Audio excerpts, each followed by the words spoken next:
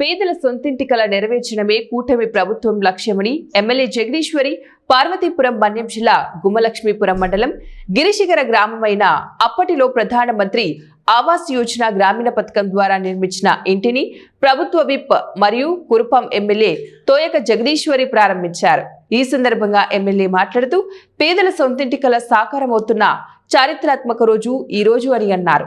రాష్ట్రంలో సామూహికంగా 3 లక్షల ఇళ్ల గృహ ప్రవేశాలు ఈ రోజు జరుగుతున్నాయని, ప్రతి ఒక్కరికి సొంతిండ్లు ఉండేలాగా నందమూరి తారక రామారావు అన్నగారి ఆశయాన్ని కూటమి ప్రభుత్వం నెరవేరుస్తుందన్నారు।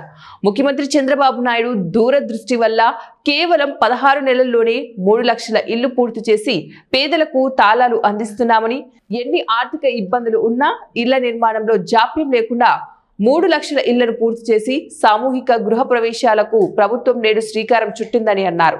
2014-2019లో పేదవాడి సొంతింటి కలను నెరవేర్చేందుకు పట్టణాల్లో 1.5 గ్రామాలలో 2 సెంట్లు ఇచ్చి పేదల పెన్నిధిగా చంద్రబాబు నిలిస్తే దాన్ని సెంటుకే కుదించి పేదల ద్రోహిగా జగన్ రెడ్డి నిలిచిపోయాడన్నారు। నేడు కూటమి ప్రభుత్వం ఇళ్లతో పాటు రోడ్లు, నీరు, విద్యుత్, డ్రైనేజీ వంటి అన్ని మౌలిక సదుపాయాలు కల్పించి ప్రజలకు అందిస్తుంది। గత ప్రభుత్వం పేదల కలలకు తాళం వేసింది। ఈ ప్రభుత్వం ఆ తాళం తెరిచి గౌరవంగా ఇల్లు ఇస్తుందన్నారు। 2029 నాటికి ప్రతి అర్హుడికి పక్కా ఇల్లు ఇవ్వటమే కూటమి ప్రభుత్వం లక్ష్యమని అన్నారు।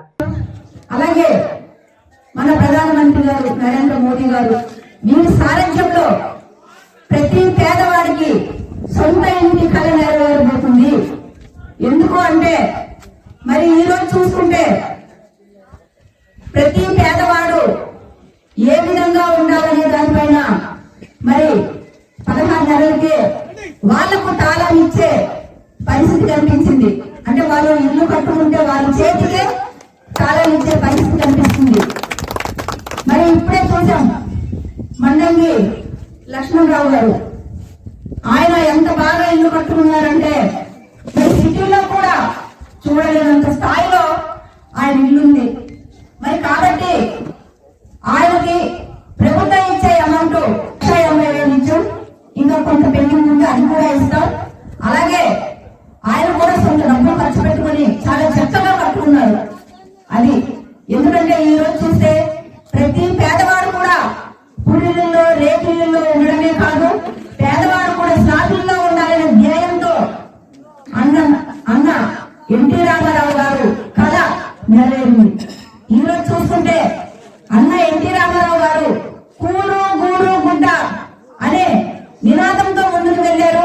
ఆ నినాదాన్ని మన సీఎం చంద్రబాబు నాయుడు గారు ఆయన అడుగుజాడల్లో నడిచి ముందుకు తీసుకెళ్ళడం జరుగుతుంది। మరి గత వైసీపీ టైంలో 3,765 వచ్చాయి మన కురుపం కాన్స్టిట్యున్సీ సంబంధించి।